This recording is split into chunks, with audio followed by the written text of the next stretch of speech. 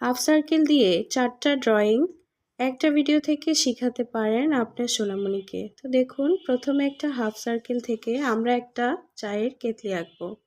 তো দেখুন কত সহজে এবং অল্প সময়ে আমরা একটা ড্রয়িং শিখলাম।